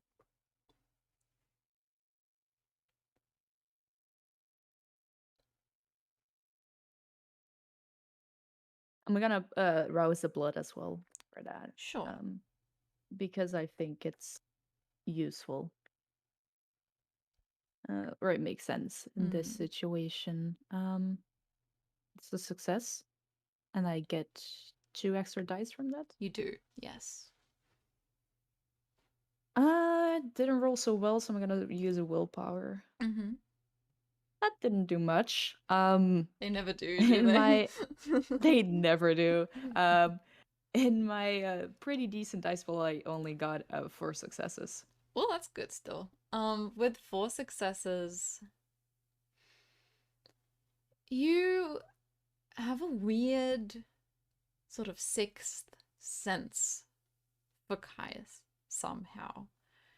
The way that he moves about the city is never subtle. You know that he likes to leave little tags around, claw marks in a brick wall, sort of a footstep of his boots from a puddle that has, like, you know, caused a little indent to appear on the ground or something that you recognize, the large long gait of his footsteps, the entrenchment between feet marks that you find. You catch a glimpse of his movements throughout the city, and as you follow them, you have this dawning realization as you move down south towards where your haven is, that it seems as though he has beaten you there by about an hour. And with that, we will take a quick break as some doors open, others close, others stand tantalizingly ajar for the moment.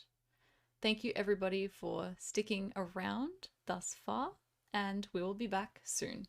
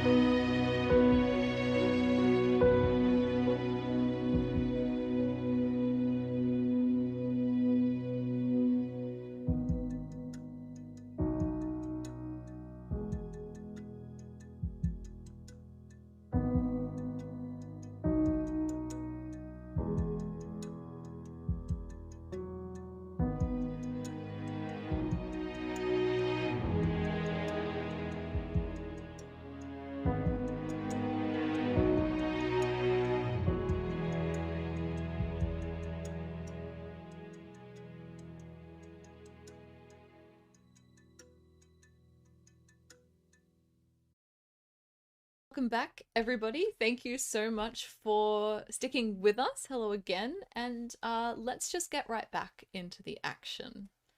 Before we head over to Mael and that particular situation, we will briefly cut to Lucretia and Remy, who we left outside of the Tillery Palace. As you sort of linger outside, I'm going to get you both to make a quick wits awareness roll for me. Just to see if you can spot Barakiel, you know. Can I Listening add in. my horse specs? Yes, you can. Would I do the same for Since the Unseen, or is this irrelevant? Not in this case, no. Okay. So, The heightened senses to make up. As nothing is necessarily unseen, just happening.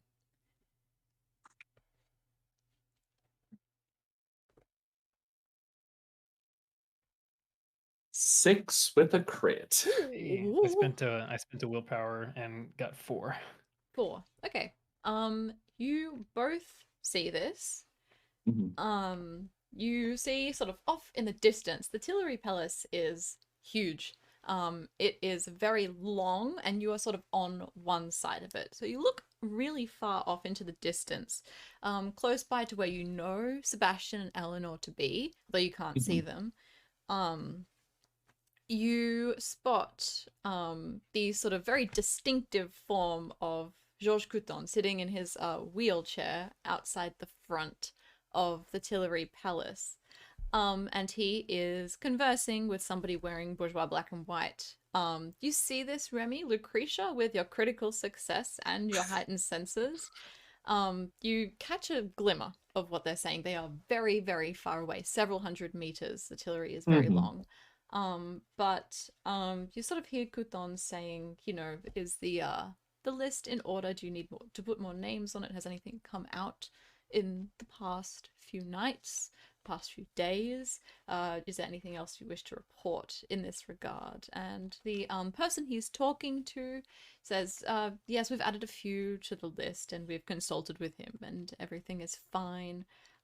He plans not to reveal the list in a couple of days, but instead just make the convention aware of its formulation. This is what you get. But you both see, and Lucretia, you hear this. Do we recognize the other person in bourgeois black and white? I'll say no. He's probably just either a sort of backbencher on the convention, or maybe not even on the convention, somebody who's working as a secretary for the Committee of Public Safety or something like that. We seem to be discussing a list of whose formulations will be revealed to the convention. When Robespierre returns. It seems to be possibly related. Well, cannot fault them for theatrics. No. Do you suppose we're on that list?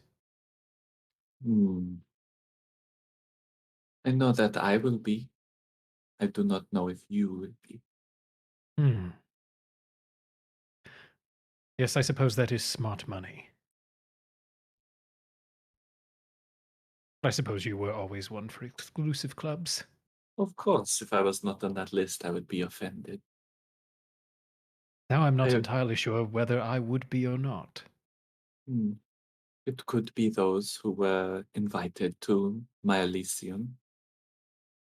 So perhaps you are. Perhaps everyone there is. The identities of all of those there would only be revealed by the Sabbat that were there. So, if they kept their lips sealed, then I believe you are not on the list. I suppose it won't really matter. Not in the slightest. We can hope. In any case, my old friend has been busy, it seems. Passing laws, making lists. Hiding his child. Ah, yes. Quick thinking, that. Well, we know where he is now, and if Couton is here, I can only imagine there is a certain child unattended to. Perhaps. In any case, passing this intelligence along is not holding the knife, as it were. No, but we cannot be seen here. Indeed. There's like a garden behind us, isn't there? Yeah. There is. A quick listen. Is anyone there? No. Perfect. Not at this time. She will probably glide her arm and grab your hand, Remy, and kind of just lead you toward the gardens.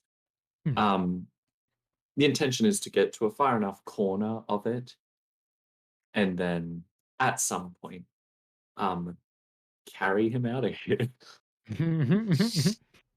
Yeah, Remy will Um, very happily be led along. but until then, she seems quite not lax, but she's not as tense as she was in that room. She's still like holding her hand, but would like loop it so that she is in the like The feminine more position. yeah. Seeming to be her favorite thing to do when it comes to Remy. But as you're kind of walking through the gardens, they know each other well enough that she's like wanting to say something. And then after a while she says, it was quite scared for you in that room. I'm sure you could tell. Yes, I was going to apologize for alarming you. No need to apologize. It was something that you care a great deal for. Yes, that's just it, you see. I was going to apologize, and I did not wish to vex you.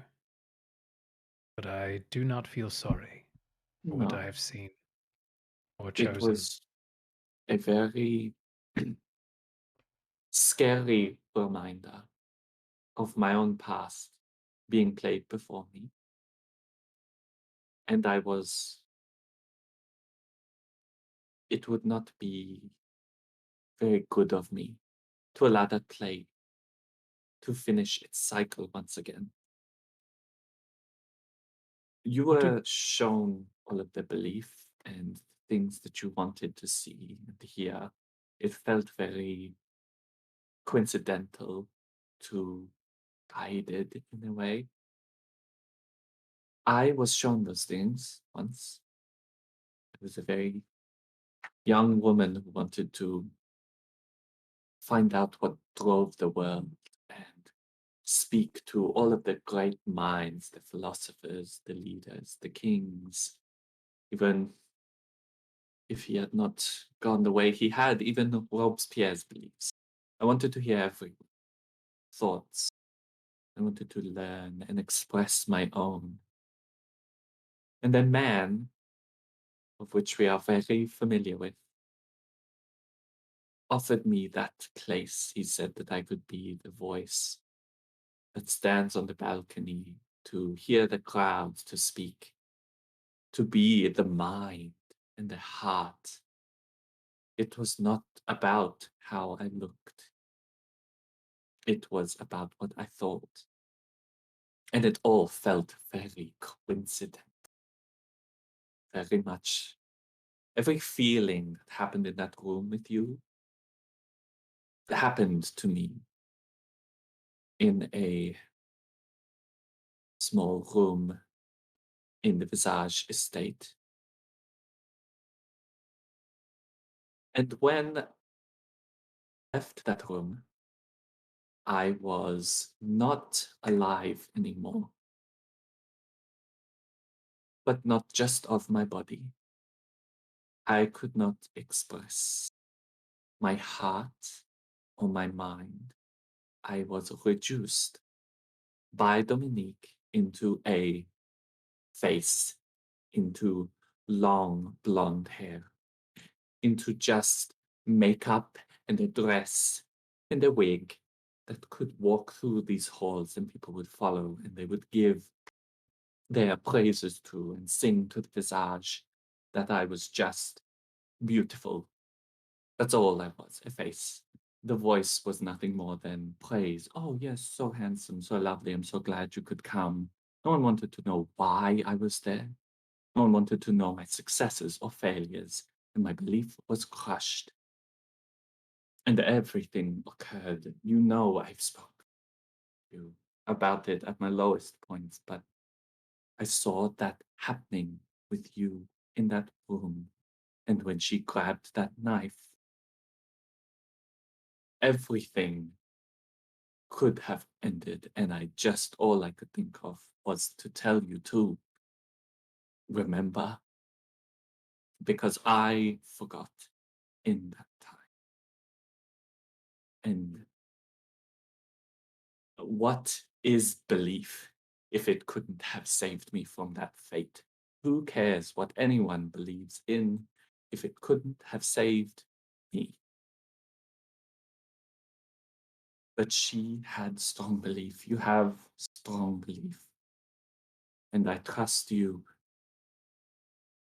because I know that what you stand for, at least in some way, did save me and protected me.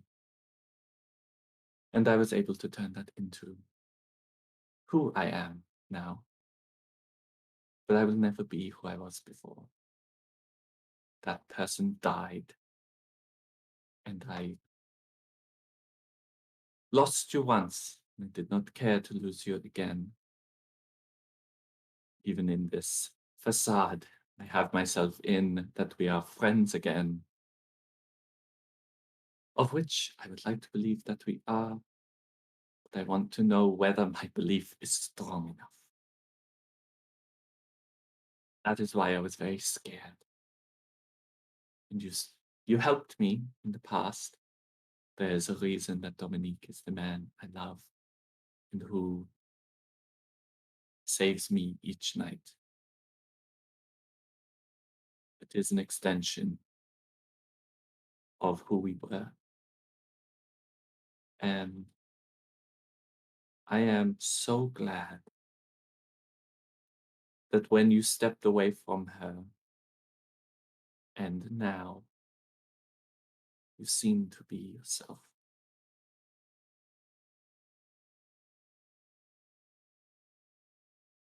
Thank you for your reminder.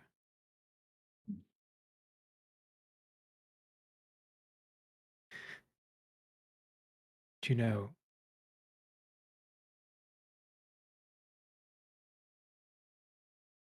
I'm glad that you can now feel safe with Dominique. You know, I was never entirely convinced.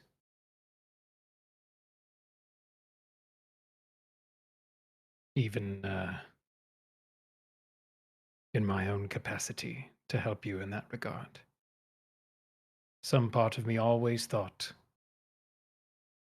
something of the old monster must lurk there, on the pages we rewrote.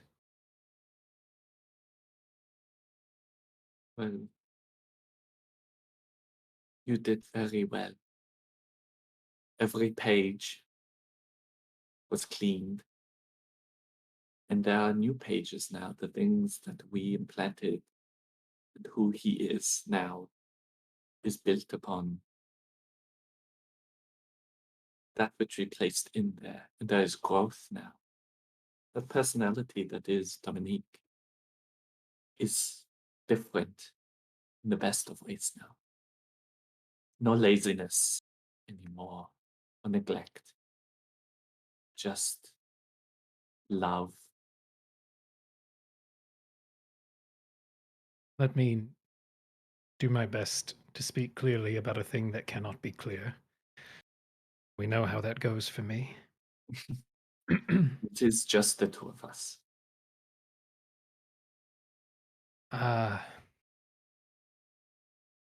There is a difference between you and I, Lucretia, that I think you got to experience this night, and you do not often experience it. I think that you needed to leave when you did, to no longer be of my pack, our pack, because of that difference. You see, you are so concerned that I might lose myself.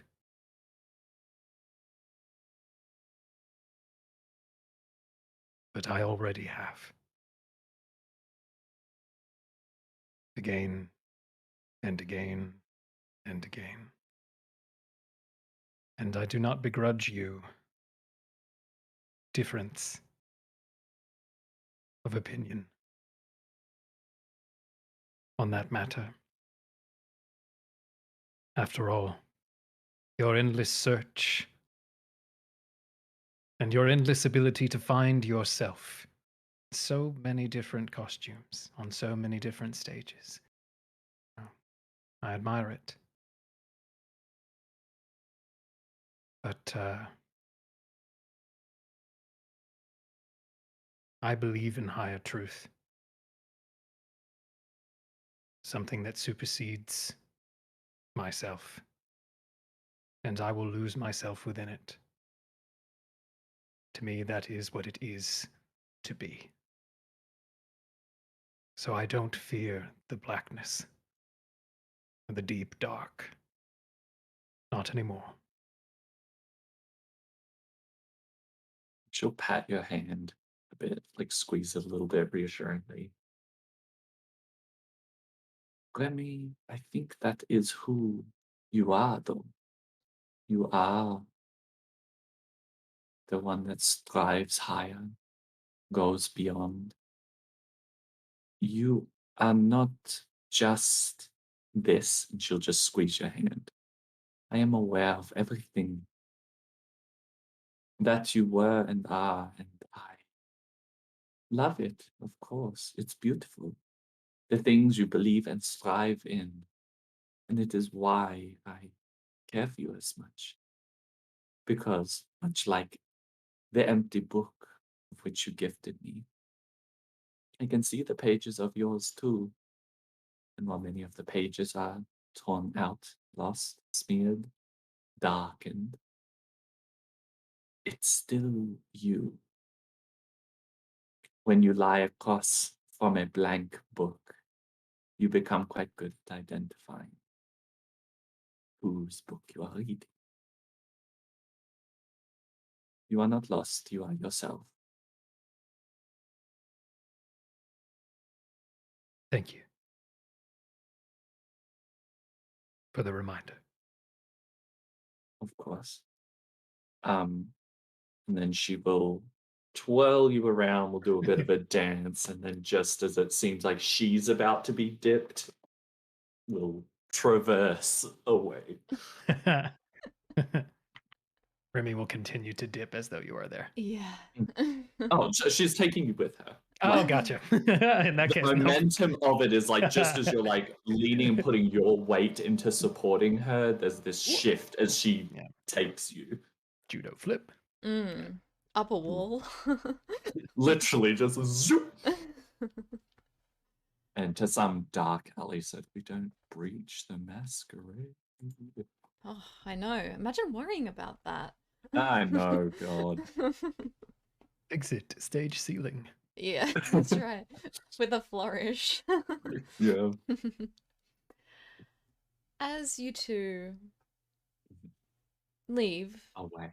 the Tillery, yes, we'll shift back to Mael. You're outside the basement haven that you call your own. You can see the markings, the trackings of Caius that have led you here as you followed him. No indication that he has left again. You stand outside your haven.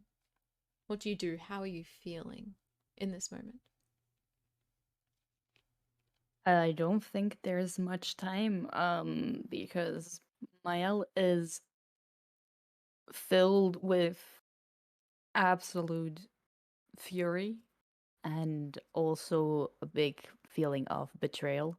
And she does not stop very long outside of the door before she pushes it open and does like the quick almost run from the stairs down Yeah, absolutely. to to halt very sharply when she's at the bottom. Certainly. At the bottom of the stairs, in your little room, down there, you see your sire, Caius, leaning against the far back wall of this small room. Jean-Baptiste, who was just thrown sort of unceremoniously within the room when you put him in, has been propped up as best he can in all of the stiffness of a dead body that he carries about him. Still staked, mind you, against the wall, in the most of a sitting position as his rigidity will allow. You feel a familiar warmth when your gaze falls upon your sire. Familiar sense of homeliness, of familiarity, of almost family. He strikes you in a good light which cuts through the anger that you feel, contradicts it, confuses you a little. This is what you see when you come in. Caius looks at you, doesn't say anything, arms crossed across his chest, leaning up against the wall. You.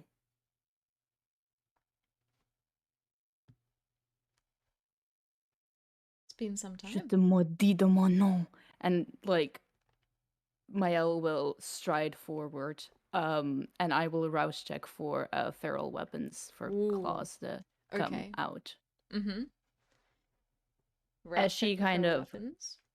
Mm-hmm. failure, so finally I do get hungrier. I'm on one Story hunger roll. now. Story roll, how fitting. And she kind of strides forward with a clawed hand like this, like meaning to grab him. I'm gonna have to get you to roll intelligence plus resolve for me. I will. Just against a set difficulty. 4 successes. Wow, that's enough. You grab him. He lets you.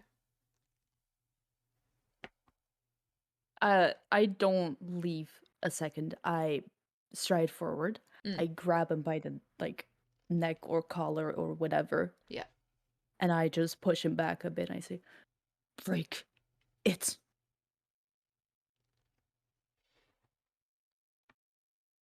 About what do you refer, my child? You promised me freedom. And you have it. Freedom to choose your own friends, your own peers. Play your games with me. Break it now. It's not that simple.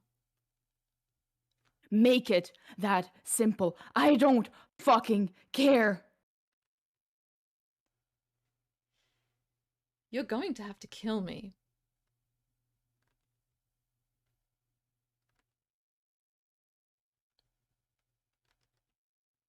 That's the only way. His eyes flit to the side where Jean-Baptiste is lying torpid against the wall of your haven. What have you been up to? He was never worth anything. Just found a reason to get him out. He's trying to survive, same as you.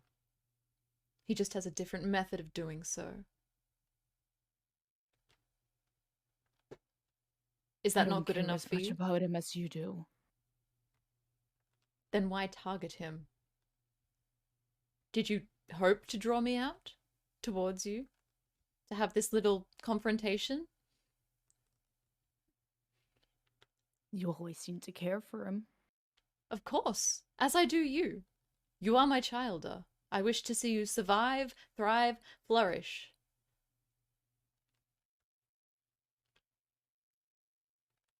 You wish to see us survive, thrive, and flourish under you. I am merely protecting you. You've seen what the streets are like these nights. It's even difficult for you to walk out without being You're targeted not by... protecting us. You're keeping us down. What would you do? You always have been. Since the very beginning. I can't thrive if I'm not myself. You're not protecting, you're destroying. What would you do if you didn't have me? In an ideal world, where you could do whatever you wanted, what would you do? What's your idea of thriving without me? Do you even know how?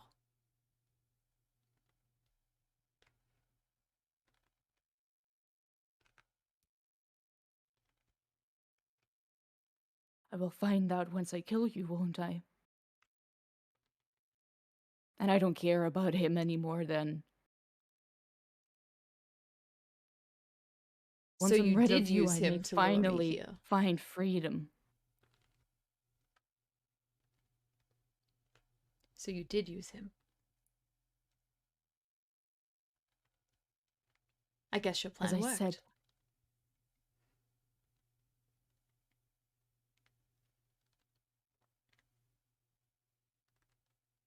so this is it.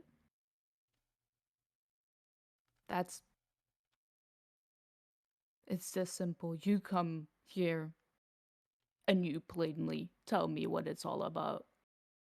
When years and centuries you didn't tell me shit. Now it's all open book. I've told you many times before, Mael. It just seems to have slipped your mind.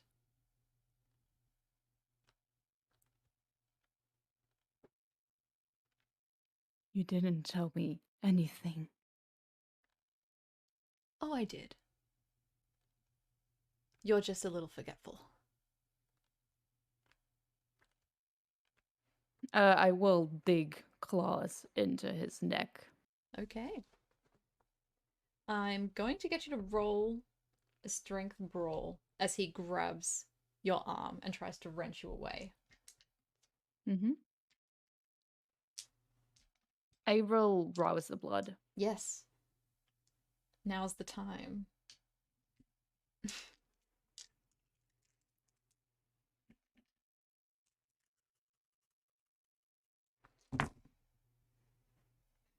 I have a success on the rouse, and I have a messy crit of 9 successes. Fuck.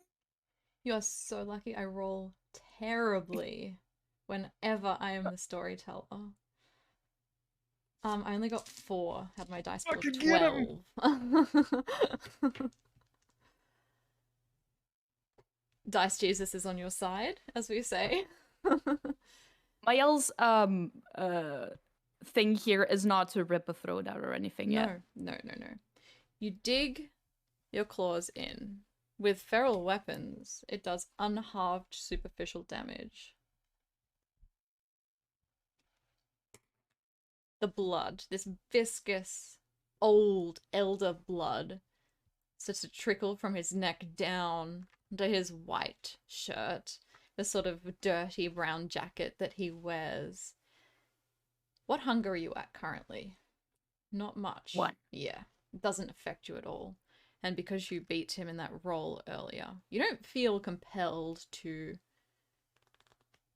drink. He grimaces in pain. He has your arm in his hand, but he is unable to remove it.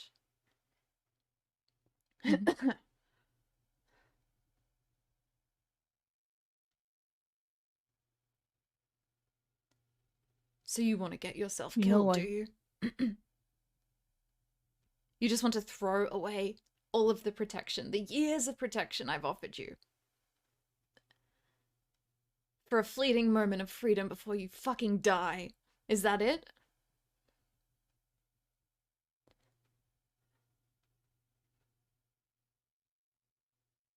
I was about to die when we met first, and I saved you.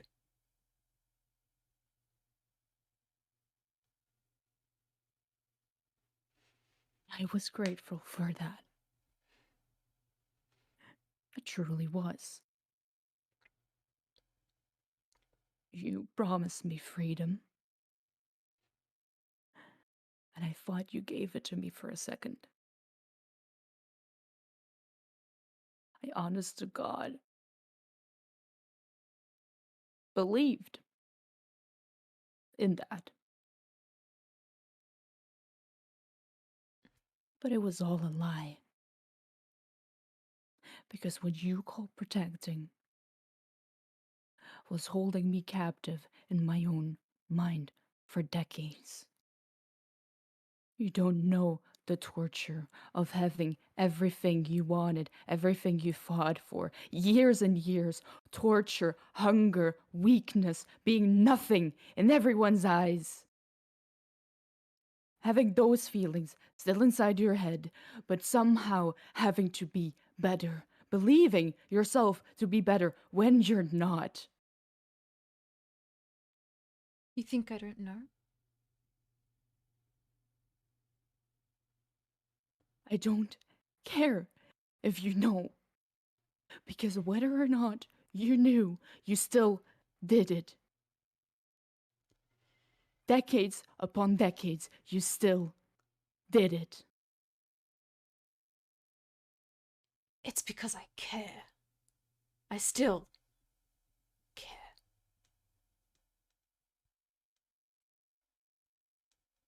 I would have just let you die if I didn't care. It would have been so easy just to walk the other way. I could have walked the other way every time I came here to give you my didn't protection. care for me. You cared for whatever I could give you or whatever you could gain out of me.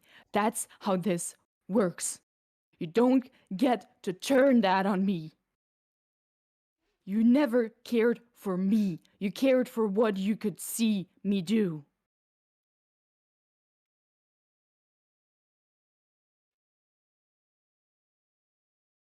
If that's how you see it.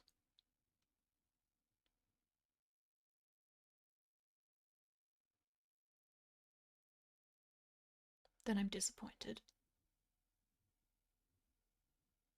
If you cared for me, you would just set me free. You would have just given me the freedom I begged for in the beginning. Not the freedom you wanted to give me. My own freedom. This is why it's better if you don't know about this, Mael.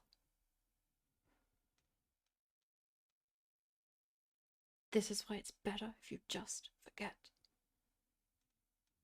I'm going to need you to roll wits and resolve for me.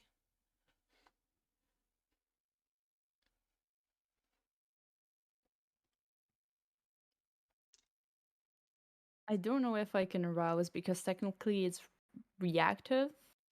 You can still rouse for this, absolutely. Not right. And yes. Do you have unswayable mind? I don't think you do. No, I don't. I don't have that. No. No, okay. No. That's a success.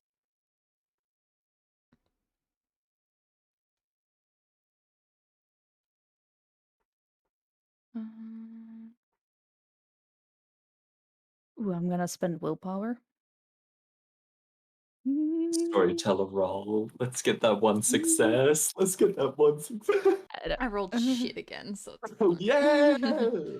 I don't know if I mean, I didn't roll the best I could, but I got 6 successes. You did roll the best you did and you got 6. You beat him by 1. Ooh.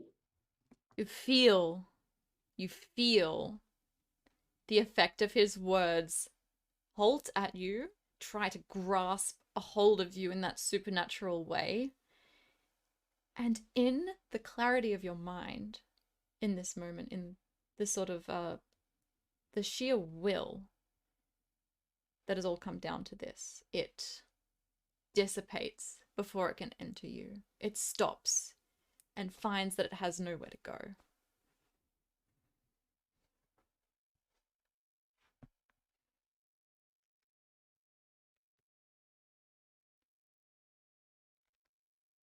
This is how you want to play it?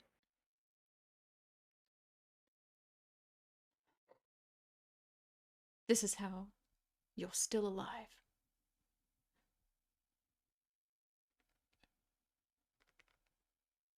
You may be the reason I'm walking around, but I am the reason I am still alive.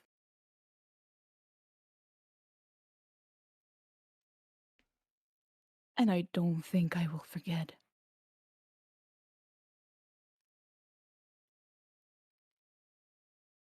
I'm sorry. And with the other clawed hand, I will try to plunge it into his chest. Great. And he is going to try and rip at your arm, the one that he is holding, at the same time. I will obviously rouse again. Yeah. We're still going. You're both going to deal damage to each other here.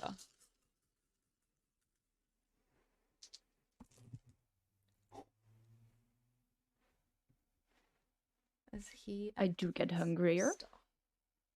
Fair enough. I would think so as well. Yep.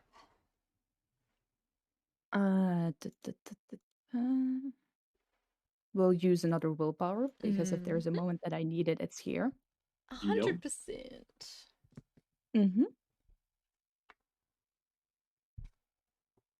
I got 11 successes at a messy crit. Oh my god.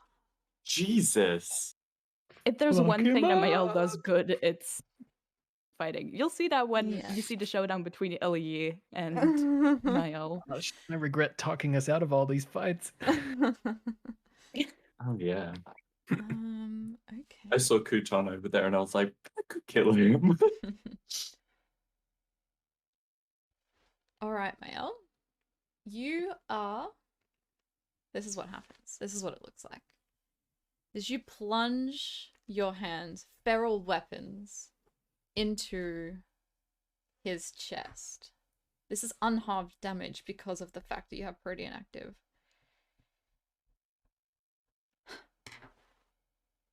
You... What do you do? Do you aim for the heart? Do you just aim to push it straight through? How does it look when she does this? I aim for the heart, but not to push it through, but to just like take it out. Okay. This is what you made me into, yeah. You do. You feel the bones snapping around the chest as you break through it. It splinters, this resounding crack that seems to echo throughout this small kind of concrete room, and you grab it, this unbeating, cold, shriveled up dead thing that was once a living, beating heart. You rip it, the snapping of nerves, of tendons, of arteries, as it comes apart and into your hands outwards. At the same time, as you sort of rip backwards to rip it out, his grip on your arm remains steadfast, and you can feel it coming apart at the seams, these tendons snapping, the bones cracking, excruciating pain as it all but comes clean off. All but.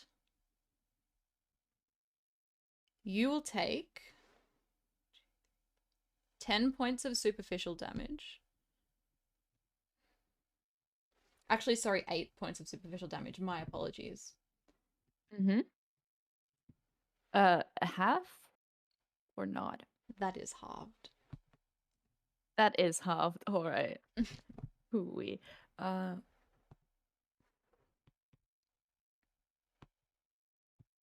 my gosh!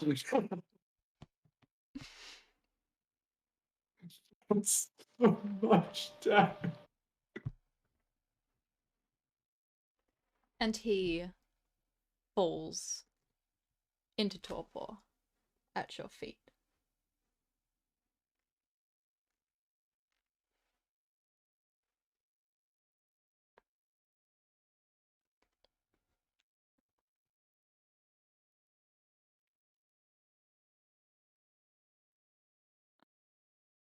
I toss the heart just behind my back and I walk over to Jean Baptiste.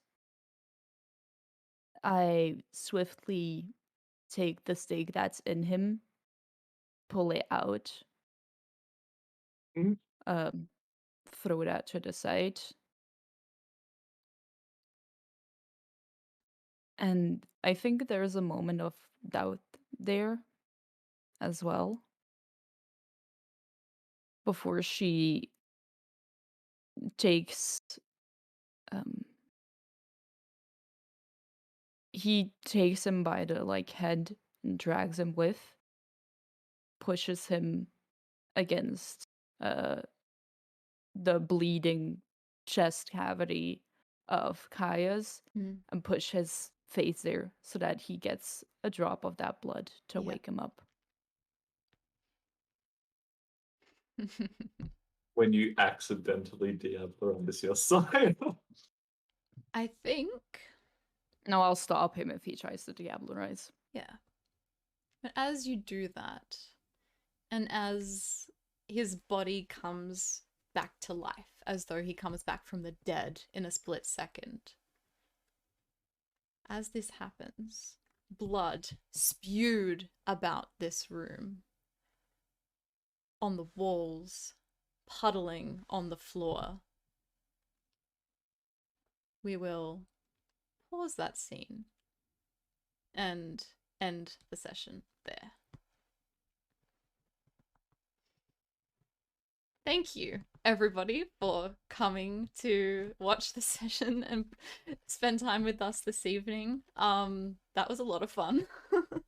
Yeah, hell Yeah, absolutely. How wonderful. I can't wait to see what happens next time. I'm Beck. I've been your storyteller for this evening's session, and before we leave off for the time being, we will all introduce each other again. Let us know who you are, where we can find you, where you're about.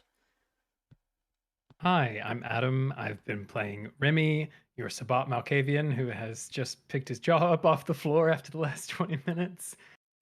You can find more about the Shakespeare-inspired D&D stream that I run called Bardic Inspiration at the information below. Check it out. Thanks. And Jack, I have been playing Mademoiselle Le Comtesse de Visage, the Camarilla Toreador. I am at Dr. Radiance on things, and will be in games and stuff. And hi, I am Syrinx. I have been playing Mayal Dieu, the vengeful, freedom-seeking gangrel anarch of the group. And you can find me at Syrinx on Instagram, Twitter, and all of those things. Lovely. Well, thank you for an amazing session, everybody, and thanks for joining us for it. We will be back next week for more as well. So thank you, everybody, so much for joining us, and take care.